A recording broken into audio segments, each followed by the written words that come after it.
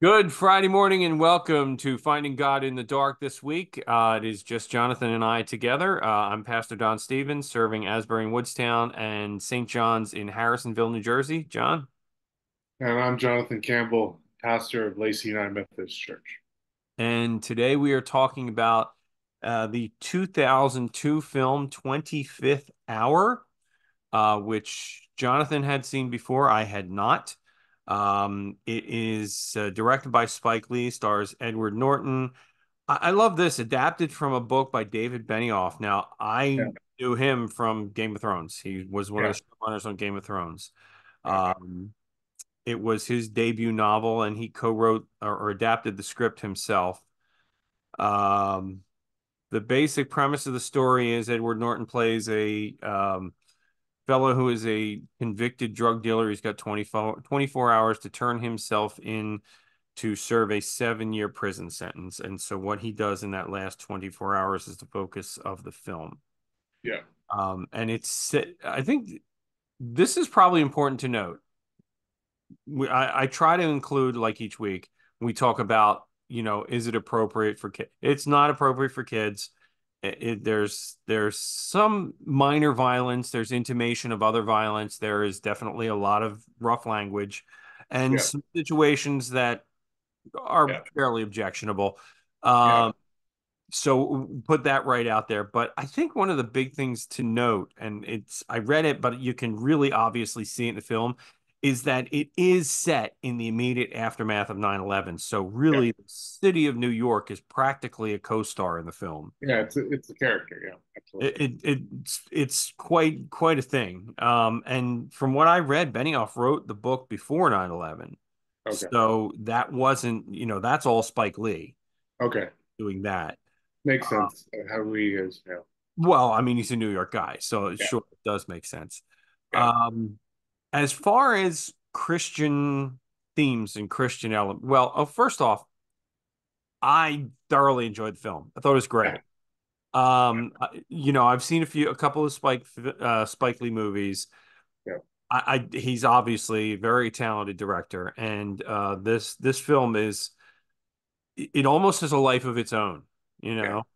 yeah. Uh, I would definitely consider this to be 1A. I would put Do the Right Thing probably his best movie, but this to me is 1A. I mean, it's very, very close. It's a great, to me, I forgot how good of a movie it is. It is. I agree with you. It's right there, and that's one of the ones I have seen is Do the Right Thing. Yeah, Um, and yeah, this is that one.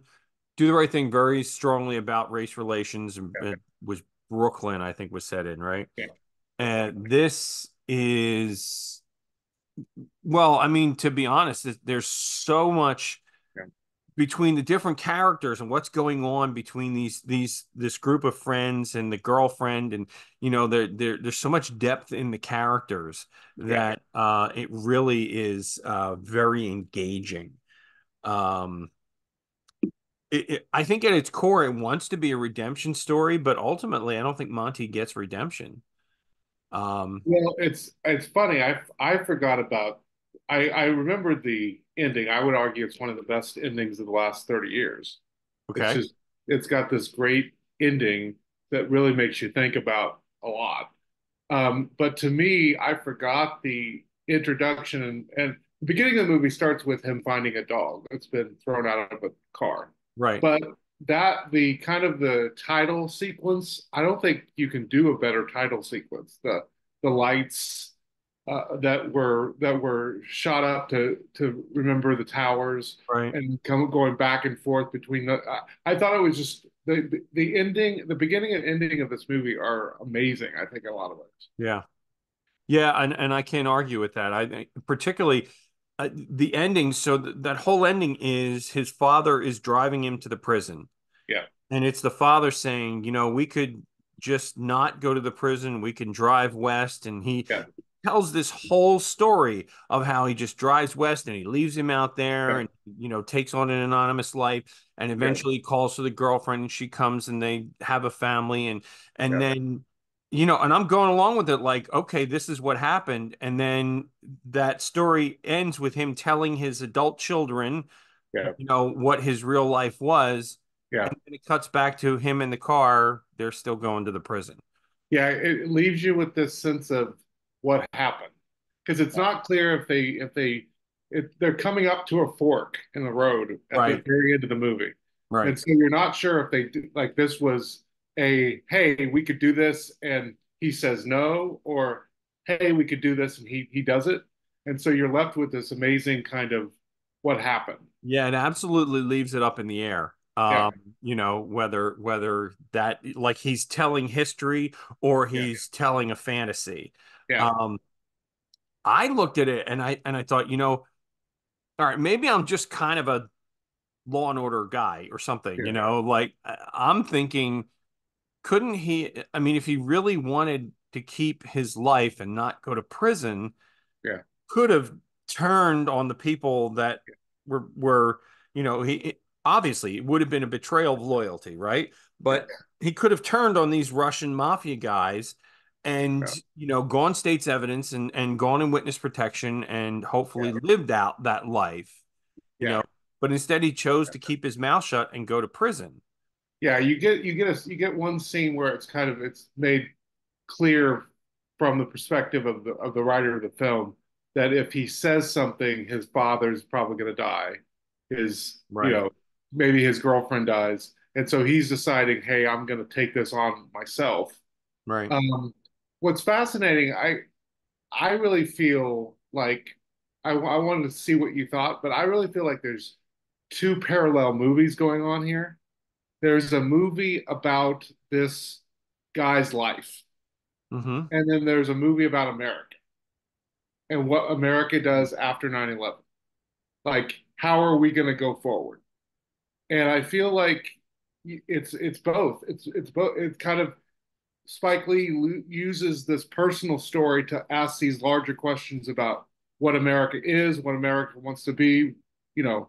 And so, in terms of the Christian theme, that really hit me was suffering and how in the Christian life, I'm not saying suffering is a good thing, but I'm saying in the Christian life, we But it's recognize, a thing regardless. yeah. Yeah. But I feel like in the Christian life, and it's not just the death of Jesus, although that's an easy one to point at, but there's this idea in the Christian life that suffering can be a way that if we allow it to, and we allow the Holy Spirit to work through it, it can change us and make us better. Okay. Um, Yeah. and And I feel like Spike was kind of having this conversation not only about this guy, because in the movie, all the characters have an opinion about what he should have done, the mistakes he made, what he should do next, right? All right.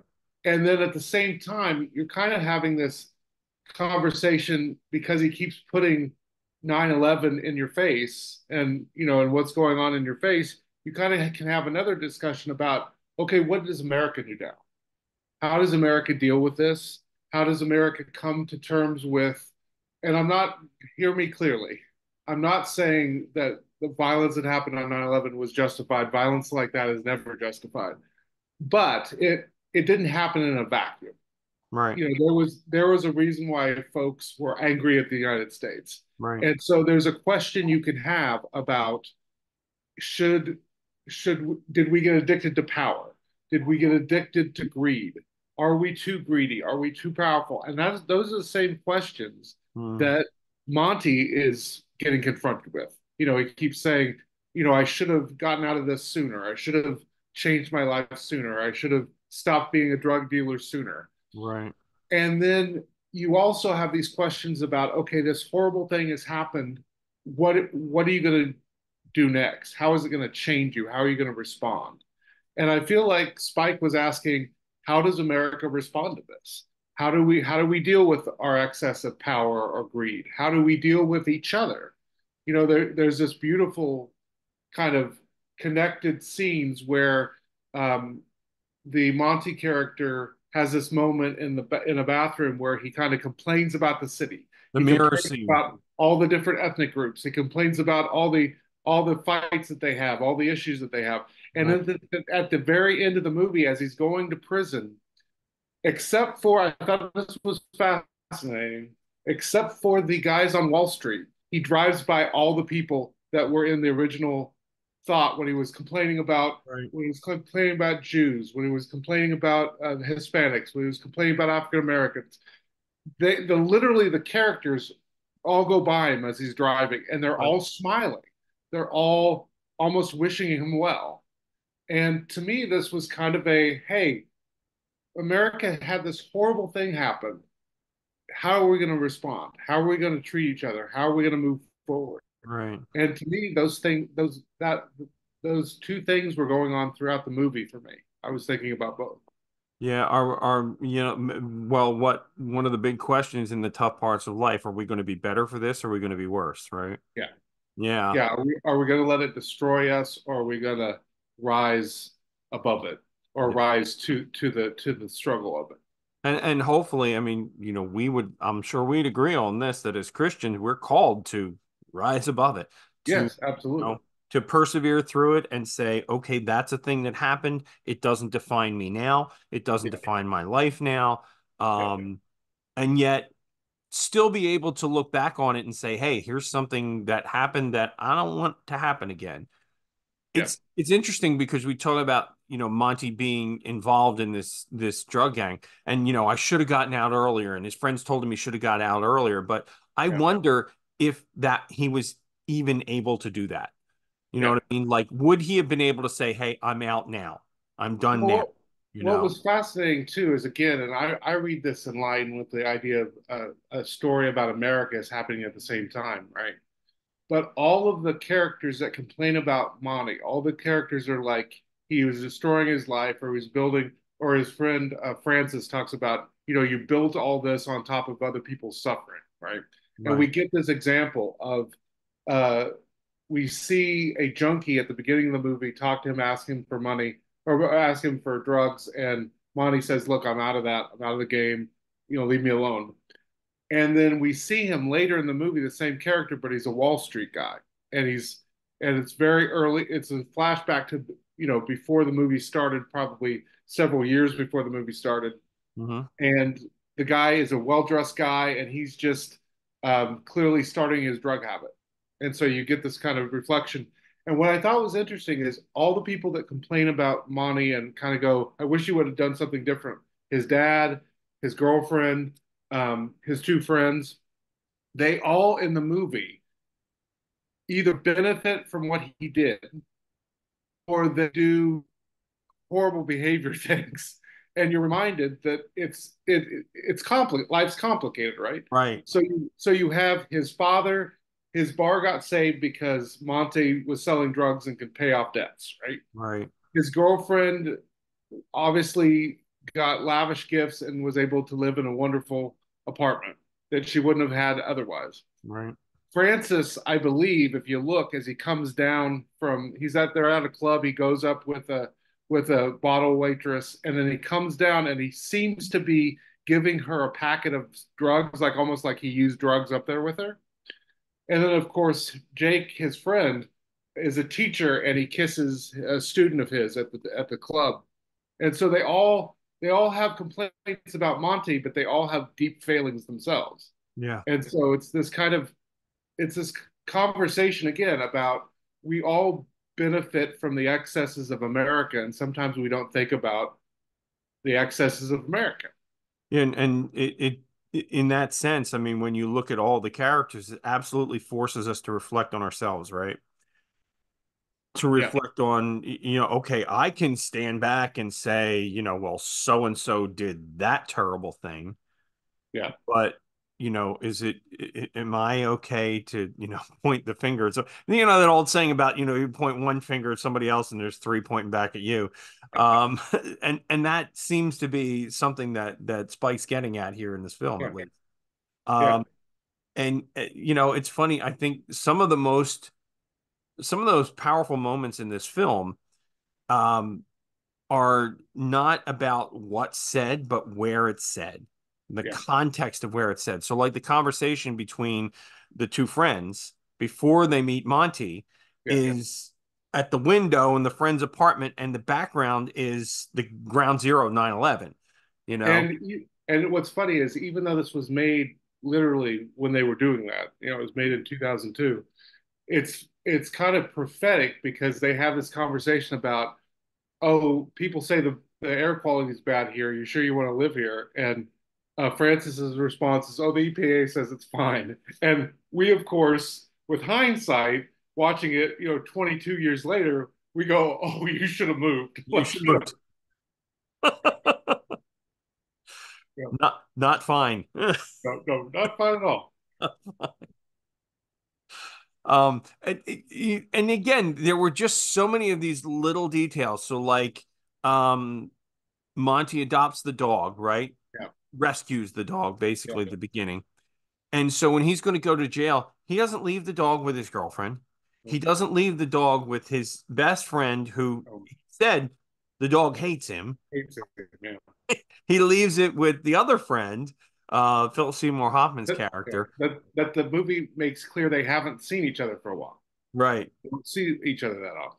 Yeah. Yeah. Yeah. One of the other things that I appreciate about good filmmaking Mhm.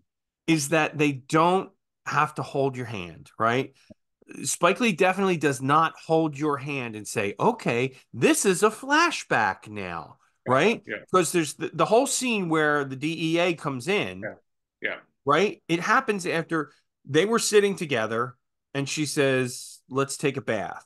yeah, And he's like, no, I'm not really, don't really want to. But then the next scene, they're in a bath together. yeah, And then there's a knock at the door and yeah, it's the DEA. And you're going, wait a minute. When it come in, oh, this is a flashback. But he didn't tell you that. He yeah, didn't like lay it out for you. You just kind of, yeah. okay, you Yeah. gotta, Yeah, you know, there wasn't a scroll on the bottom that said 5 years earlier or something like right. Which is, I don't know. I kind of hate that stuff. Like most viewers are smart enough to figure it out. Give us a little credit, that. right? Yeah, um, yeah, yeah, it was a fascinating film. And I didn't so it wasn't on free streaming service. yeah, I had to rent it from yeah, Amazon. It was like yeah, less than $4, yeah, I did that too. um, but it makes me want to go out and buy the actual physical media. I want to go buy the disc, you know? No, I forgot how good it was. Like I forgot that like this is honestly one of his best films. Like, it's just it has so much, there's so much there. There like you can talk about just the story of Monty. You can talk about the story of America, I would argue. You can Mhm. talk about the story of New York. Um, all of these things are kind of bubbling there. And again, it's this idea of how do you respond to tragedy? And also, it's interesting because if you take the end where his father's kind of projecting what he hopes would happen, Mhm. what's fascinating too is you can have an argument about the reality that him maybe going the other direction on the road and kind of going west, he actually ends up being the person you would want him to be. Right. And so sometimes again we don't recognize that our prison system isn't the best way to make the people to actually reform and change people. And you can have that critique and you can have that It's conversation. yeah, in a lot of ways, and this is an old thing. I think my dad used to say this, that prison is more like finishing school for criminals, Yeah, you know. And it was interesting. I didn't catch it when I watched it, yeah, but in something I read, apparently on the drive west, there were a couple of times when there were like road signs that said things like Jesus saves or whatever. yeah, Like it was like that was the road to redemption, you know? yeah. And it was still, you still got the sense of, well, did they take the left fork or the right fork? You don't Yeah, quite know. and in that monologue that was delivered, one character actor that got over you could easily overlook, but Brian Cox did an Brian Cox, yeah. amazing job, especially with that monologue at the end. I mean, Yeah. he just delivers it so well. But like at one point, he mentions churches. He goes, "There are beautiful churches on the road," and yeah, you get this idea that I'd be fascinated to talk with Spike Lee for a lot of reasons, but one would be like hey, did you want to infuse all of this with this idea of, that religion is an important part sometimes of, becoming the person you're supposed to be. Yeah. Yeah, And, like literally the social foundation of the country, right? yeah, Is is Christian faith. yeah, It's a belief in God. yeah. And in some ways, okay, I'm going to sound like my conservative self here, but in some ways we've really lost that. You Yeah, know? I one of the things that I really struggle with, you know, I think I don't know if the audience knows this. I'm more progressive in terms of pastor, but I'm still a pastor, which means I still want to hold up an institution as important. So, Absolutely, I hear you. but yeah, I think there's a lot of stuff that can go wrong with religion, and I think there's a lot of things that have done horrible things to people. And if you've been hurt by folks like us, I'm sorry.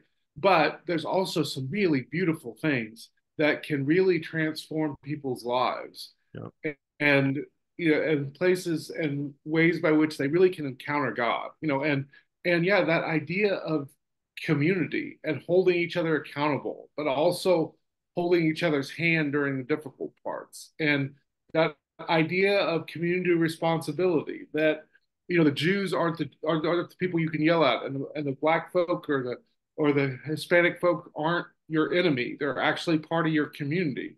And at its best, Christian faith says we're the body of Christ. And so all these different people, all these different cultures, all these different ways of being, they're not our enemies. They're actually people that God wants to integrate into a great tapestry. And the beautiful thing about the church is if we take it seriously, we get to sew that rug together, so to speak. And that's beautiful.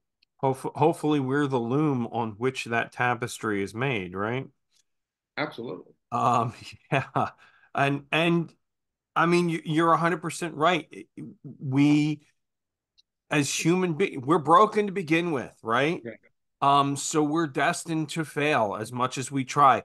I remember one of my was my systematic theology professor in seminary used to say that everything on the side of glory is imperfect. Yeah. It's destined to be broken. And so we do the best we can. I mean, as good Wesleyans, we're going on to perfection, right? We're not there yet. Yeah. Um, but we're constantly striving. And I know I preach this on a regular basis. Like, look, all I can offer you is what I am, who I am, and the faith, the Christian faith that I understand. Um, Yeah.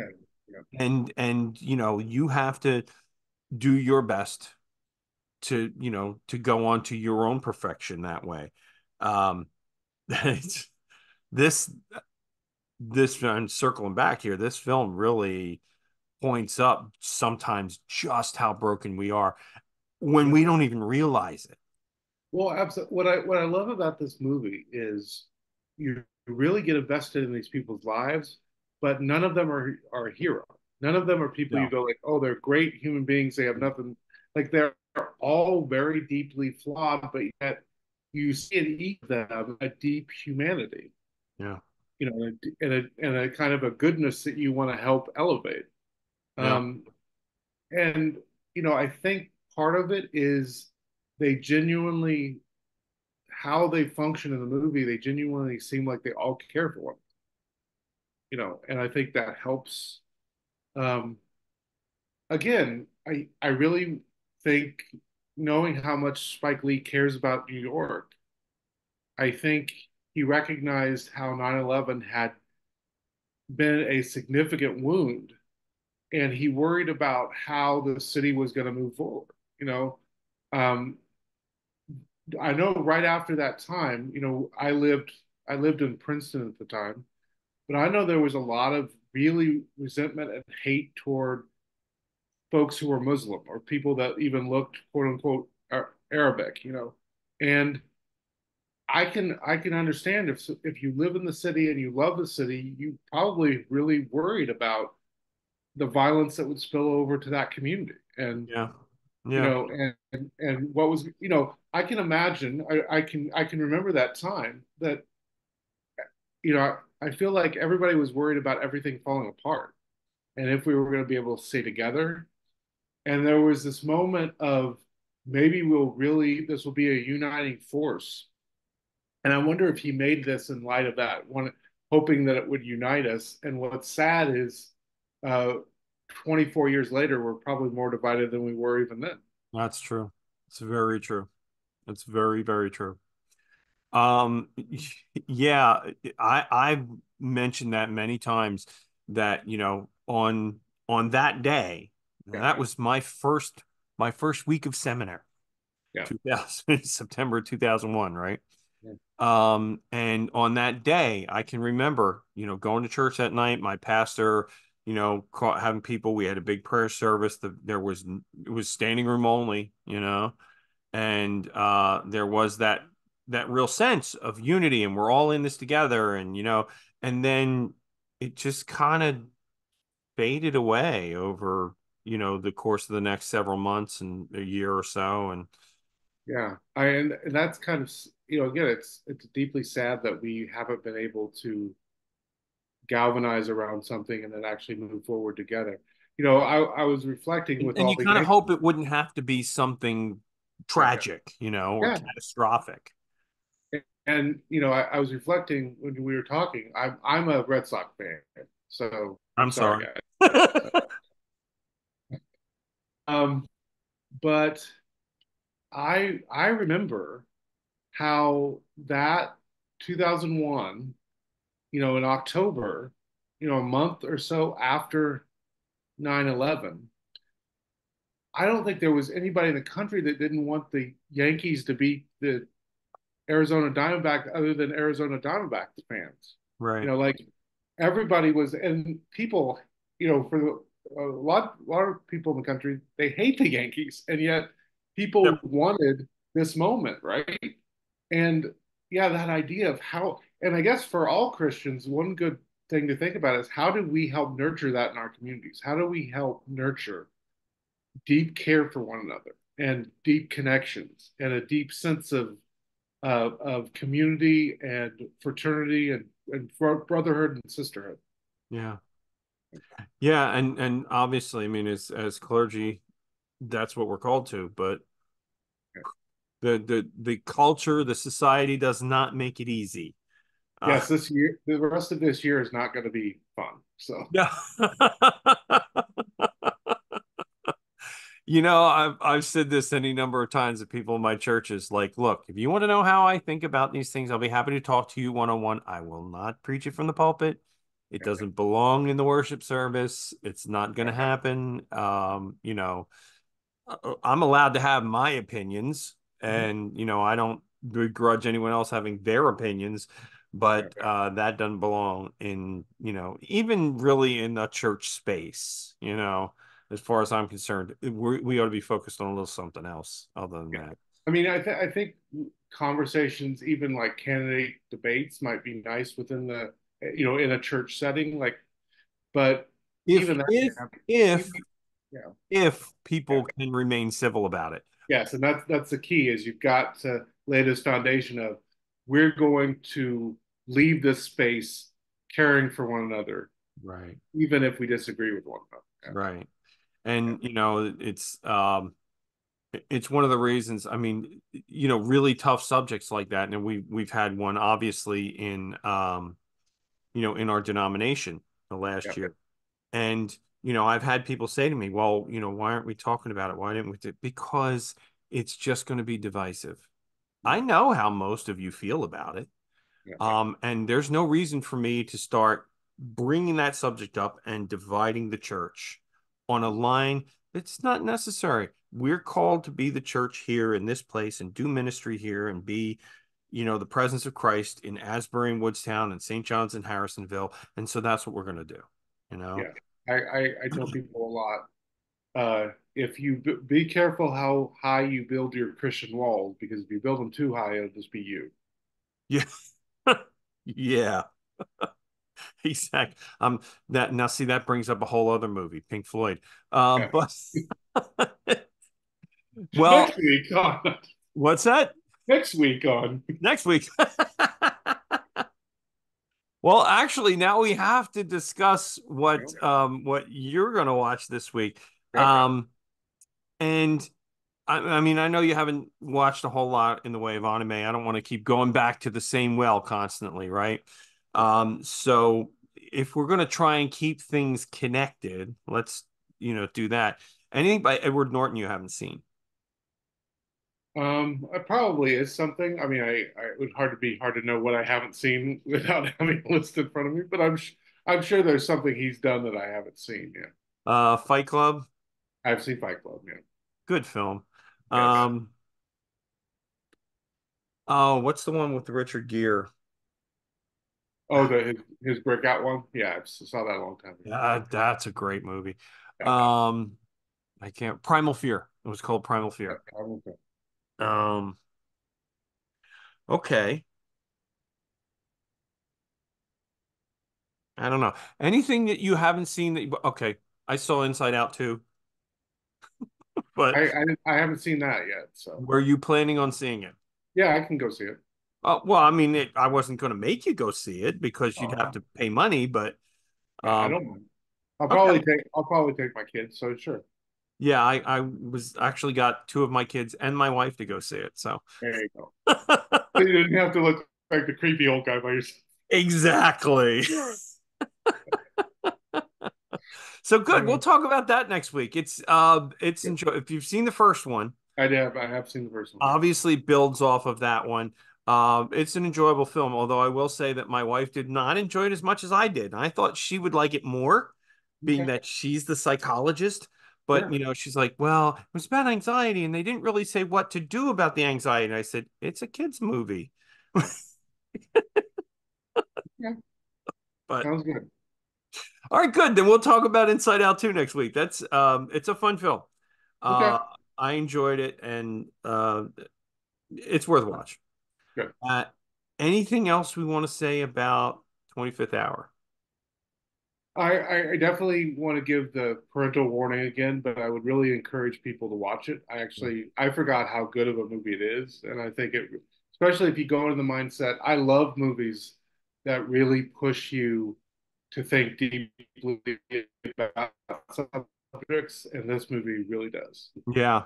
So, Yeah, I'm with you there. I like a film that is definitely got some depth to it, that's got some, it's going to make you think. Um, wow. well, we I just recently saw The Creator. Same kind of thing. It's just films that make you think. So good. All right. So then next week, Jonathan will watch Inside Out 2. We'll talk about that next Friday. Evan will not be with us again next week. He's on vacation. Um, and we'll have to talk about when we're going to record because normally the cat's out of the bag. We record on Wednesdays. Oh You mean Friday? no. Post on Friday morning. Well, I told my congregation this week because I was using it as a sermon illustration. But so we'll have to talk about because next week, Thursday, is the holiday. So I don't know. Sure. We'll we'll We'll figure it out. we'll sort something out between now and then about when we'll record. But Sounds good. till then, friends, um, we ask you to, subscribe, follow along if you're interested in the conversations. Hope that you're learning something. I know that I am. Thank you, Jonathan, for enlightening me with this film. And for those who are following, we will see you all next week. Keep finding God in the dark. Take care and God bless.